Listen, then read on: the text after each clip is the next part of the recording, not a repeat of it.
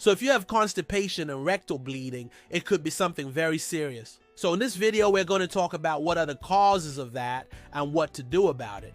I would say 90% of the time when people come to see me with constipation, they also have some sort of rectal bleeding. And sometimes it's bright red blood, sometimes it's dark and tarry stools. Sometimes they see blood in the toilet bowl.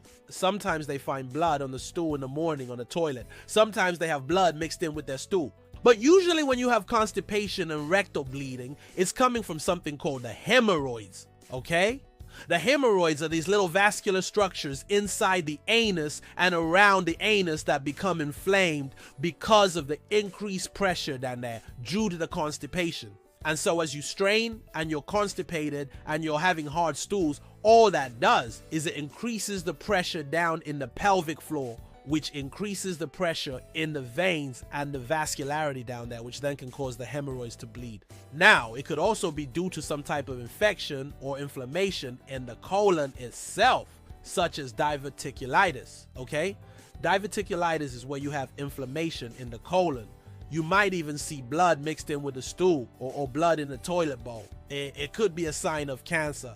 Now, it's not very likely unless you're over the age of 50, but it could be a sign of colon cancer, okay? Or it could be a sign of some type of colitis. Colitis is just inflammation in the colon. We don't really know what the cause is. It could be autoimmune. It could be because you have Crohn's disease. There's many different causes for colitis. If your stool is black and tarry, that means there's probably some bleeding coming from the upper GI tract, okay? That's probably coming from the stomach, the esophagus, the liver, the gallbladder, the pancreas. Something up in that area is causing some type of bleeding. But let's focus on the most common cause, which is the hemorrhoids, okay? If you're not familiar with what the hemorrhoids are, I made a very extensive video on hemorrhoids. I put it up right here. You should watch that video to learn more about it. But the hemorrhoids become inflamed because of the constipation. So that's why I said 90% of the time when someone comes in with constipation, they also have some type of hemorrhoid issue going on.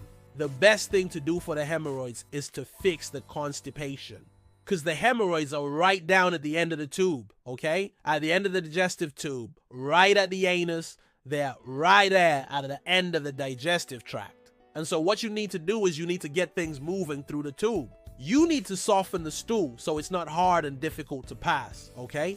And the best way to do that is to consume foods high in fiber.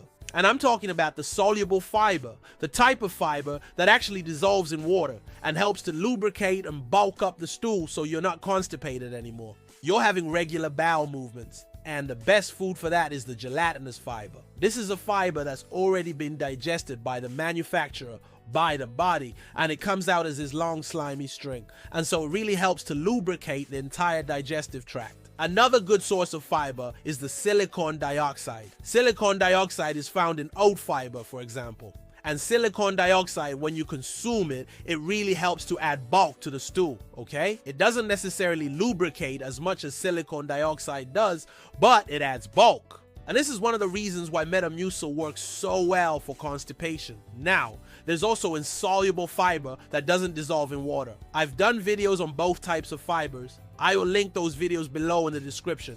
But the important thing is you want to get more fiber into your diet so you can increase the bulk and the water content of the stool. Because the water content is equally as important as the fiber content.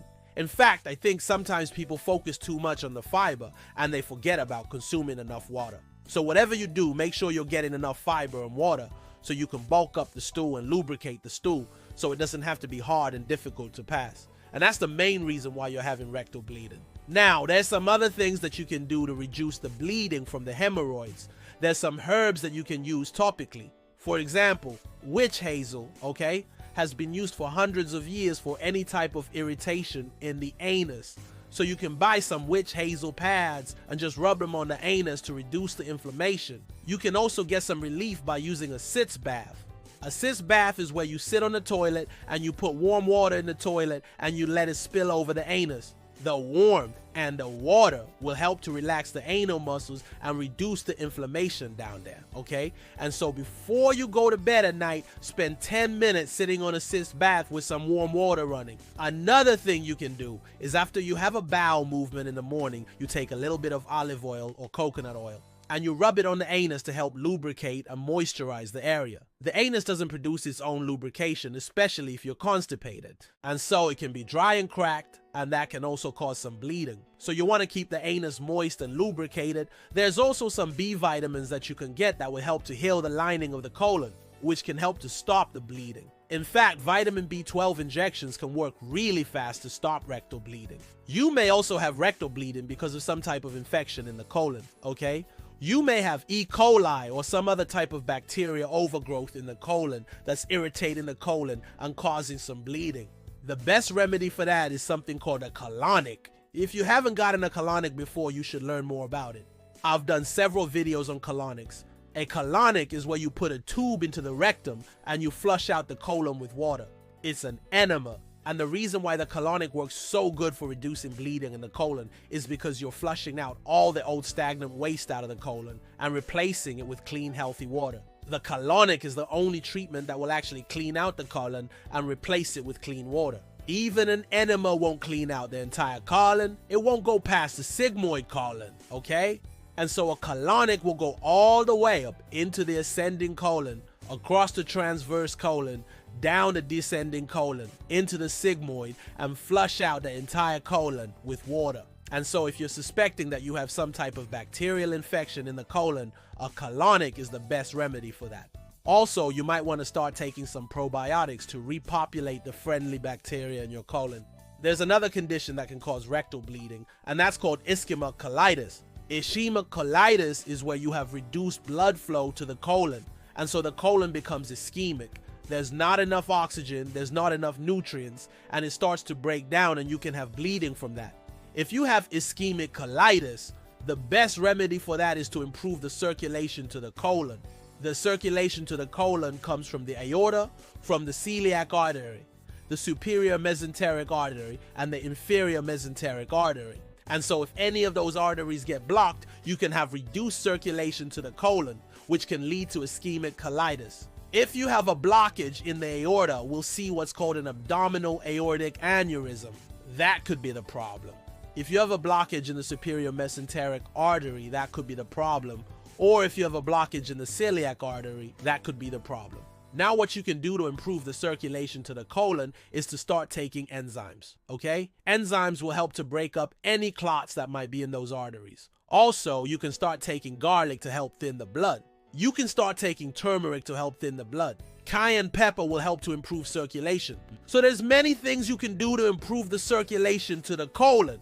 If you're not familiar with how to improve circulation, I suggest you watch some of my other videos on circulation and blood flow. I will link them below in the description. Now, if you have rectal bleeding due to a hemorrhoid, you can actually rupture a hemorrhoid and that will stop the bleeding pretty quick. You just have to put pressure on the hemorrhoid and push it back in. But it's best to just prevent the hemorrhoid from being so big and so inflamed that you rupture it. The best way to do that is to get on a healthy keto and intermittent fasting plan and just allow the body to heal.